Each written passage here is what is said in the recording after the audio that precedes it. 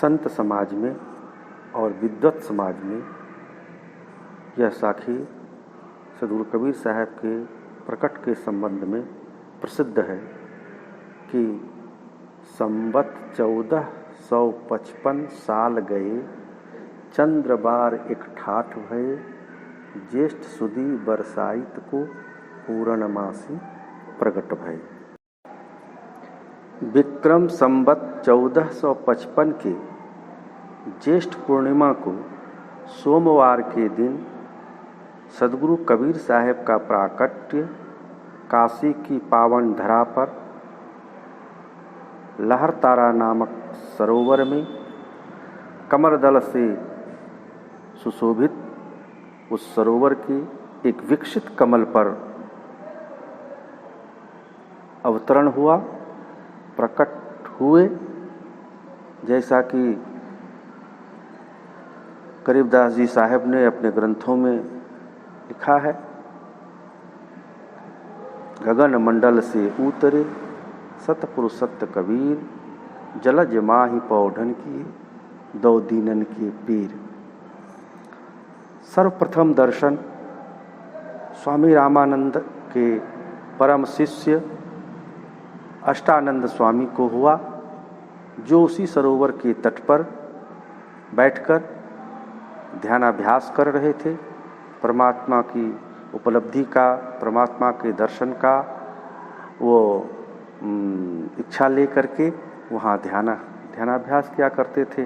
और आज उन्हें परमात्मा ने ज्योत स्वरूप में दर्शन दिया और इसकी सूचना उन्होंने सबसे पहले स्वामी रामानंद जी के पास जाकर कहा कि आज मैंने एक अद्भुत दृश्य देखा। आकाश मार्ग से एक तेज पुंज उतरा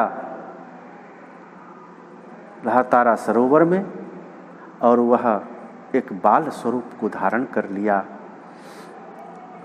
तत्पश्चात उस बालक स्वरूप में सद्गुरु कबीर साहब को नीरू और नीमा नामक दंपत्ति ने प्राप्त किया और उसे अपने घर ले गए। उनका नामांकन कराने के वक्त पंडित और मौलवियों को बुलाया तो पोथी पत्रों में हर जगह कबीर कबीर ही नाम दिखाई पड़ा और अंत में निश्चय करके उनका नाम कबीर ही रखा गया। कबीर का मतलब होता है महान, परमात्मा, ईश्वर, खुदा, अल्लाह। सद्गुरु कबीर साहब जब कुछ बड़े हुए और गुरु की आवश्यकता को महसूस करते हुए गुरु के महात्म को प्रतिष्ठित करने के लिए वे उस समय के प्रसिद्ध संत स्वामी रामानंद जी के चरणों में शिष्यत्व को स्वीकार किया और उनके सानिध्य में रह करके भक्ति आंदोलन में घूम घूम कर भक्ति का प्रचार प्रसार किया। और जैसा कि आप लोग जानते हैं, आप लोगों ने सुना भी होगा कि सद्गुरु कबीर साहब का प्राकट्य जिस समय हुआ उस समय संसार में बड़ा कलह मचा हुआ था। हिंदू मुसलमान आपस में लड़ाई करते थे ईश्वर परमात्मा के नाम पर। कोई कहते थे ईश्वर एक है, कोई कहते थे अनेक है। तो साहब ने कहा कि भाई रे दुई जगदीश कहाँ ते आया, कहू कौने बौराया, अल्लाह राम करीमा केशव हरि हजरत नाम धराया, गहना एक कनक ते गहना इनमें भाव न दूजा, कहन सुनन को दो करिथा पे एक निमाज एक पूजा, वही महादेव वही मोहम्मद ब्रह्मा आदम कहिए। कहा सब एक ही है भाई, किसने तुमको बौरा दिया कि अल्लाह अलग है और राम अलग है। परमात्मा तो एक ही है, एक ही परमात्मा है।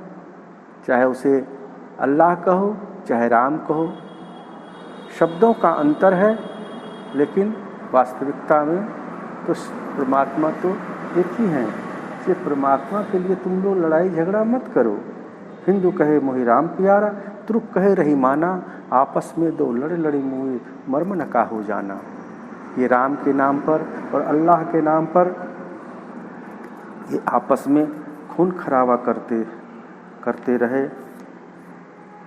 तो लोगों से साहब ने कहा कि भाई इस प्रकार से भगवान के नाम पर, परमात्मा के नाम पर, अल्लाह के नाम पर जीव हत्या मत करो, प्राणियों की हत्या मत करो।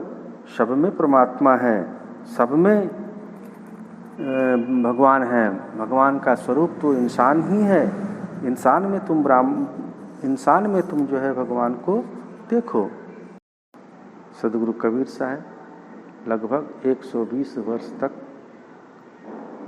इस संसार में रहकर मानव के कल्याणार्थ साखी, शब्द, प्रमेणी आदि वाणियों के द्वारा उपदेश दिया और अंत में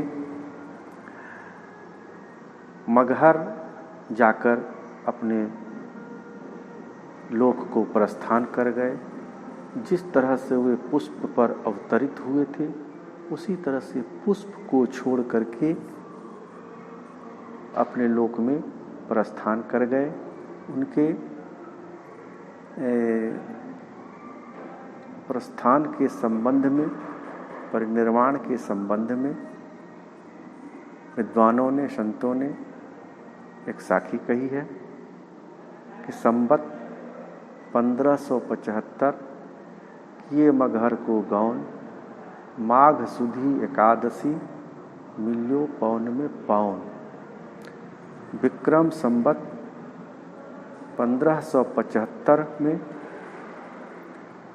उन्होंने अपने शरीर का त्याग किया। कहा जाता है कि उनके शरीर को लेने के लिए हिंदू मुसलमान दोनों आपस में लड़ने लगे, तो आकाशवाणी हुई कि तुम खोलो पर्दा, है नहीं मुर्दा युद्ध अवस्था कर डारी। फिर देखा गया तो उनके शरीर के स्थान पर तो पुष्प मिले, जिन्हें हिंदू ने और मुसलमान ने आपस में एक एक बांट लिया, और एक ने मजार बनाई और एक ने समाधि स्थल, जो मगहर में अभी भी विद्यमान है, वहाँ जा कर के आप दर्शन का लाभ ले सकते हैं। तो आज सदगुरु कबीर प्राकट्य महोत्सव है, जयंती है, इसीलिए मैं आप सभी को सदगुरु कबीर आश्रम अंबई भागलपुर बिहार की ओर से शुभ मंगल कामना संप्रेषित करता हूँ।